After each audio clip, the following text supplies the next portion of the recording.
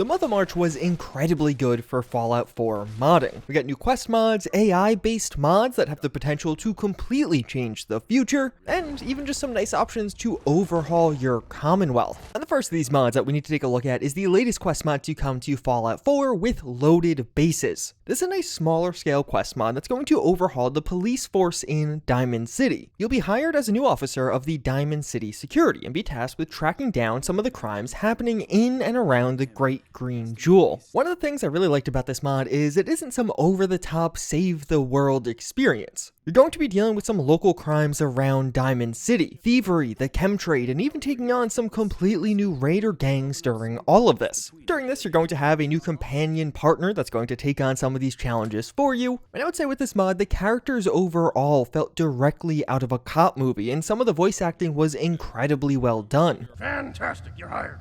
Eckhardt! I am literally right here, boss. About time. Show him the ropes. Welcome to the family, kid. Here's your badge and hololog. Get out.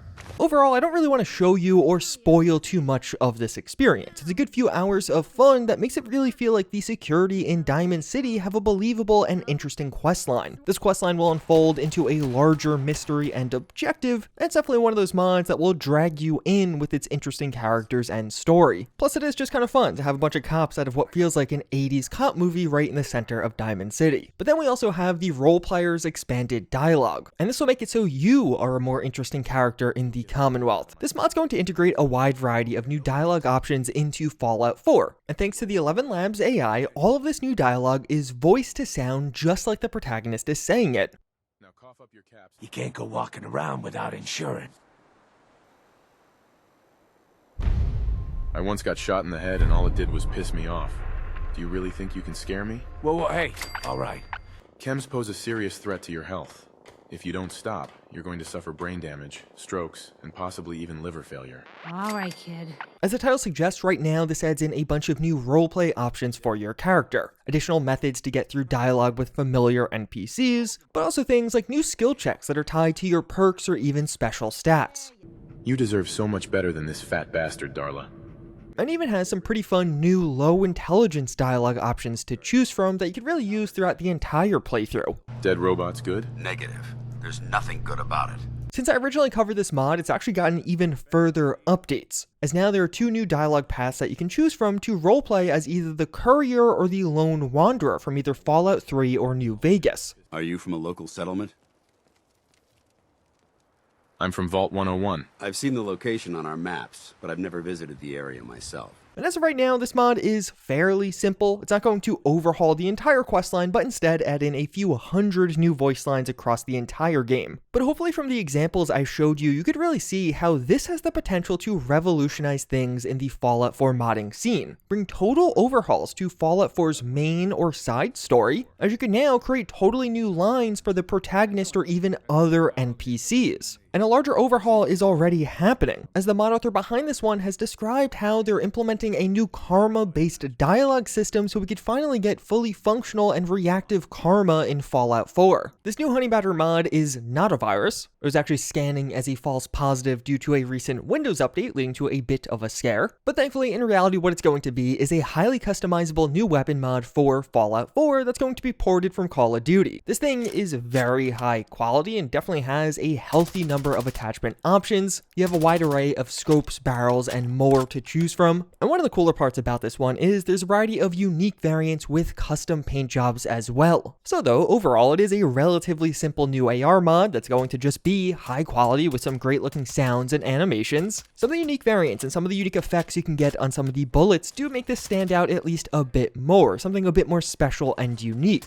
Bastion is going to be a new prototype Soviet power armor. It's integrated into Fallout 4 in a new location and does feature a variety of custom paint job options to spice it up, several of these being Soviet themed to really get into that character. Overall, it's a really simple mod, with the standout feature being that this power armor looks absolutely incredible. The power armor is incredibly well designed, it fits right into Fallout 4, and it is very believable as a one-off Soviet prototype. And something that works quite well with this one is the Photon Disruptor. This is easily one of my favorite new weapon mods, as what it's going to be is an old and outdated outdated Institute weapon. The fan-made lore behind this one is basically this was the original laser weapon the Institute created for their Gen 1 synths back in the day. Since then, they've largely moved on to new and more modern weapons. That's what you have in Fallout 4, but rarely some synths may be using this old and outdated variant. And this new weapon mod is awesome. It looks absolutely great, way better than the typical Institute laser, but it only gets better because it has some of the best reload animations I've seen in a long time as you eject that fusion cell. It does have a fair number of customization options, and overall just a really great new lore-friendly weapon that I think has a pretty cool backstory, a great design, and also some nice custom animations when a synth is reloading it. And if you are interested in overhauling the Institute even a bit further, we also do have the Retro Institute Overhaul, which will retexture the Institute to look less like a modern and bright doctor's office, and instead we have a bit more age and grime to reflect that this place has been around for a while. This is definitely not going to be a mod for everyone, but I personally quite like the changes to make the Institute feel more like a historic institution in the Commonwealth. Faster Workbench exit has a very good chance of becoming one of my mod of the year contenders. It's going to remove the animation you typically have to sit through when exiting workbenches. But although there are other mods that remove workbench animations completely, this one does it in a much better way, as it'll keep the animation when you arrive and enter into a workbench, and even that little animation that plays as you're standing there where you're hammering away or something else. But when it's time to go and you want to exit, you're able to exit immediately and at any time. There's not going to be an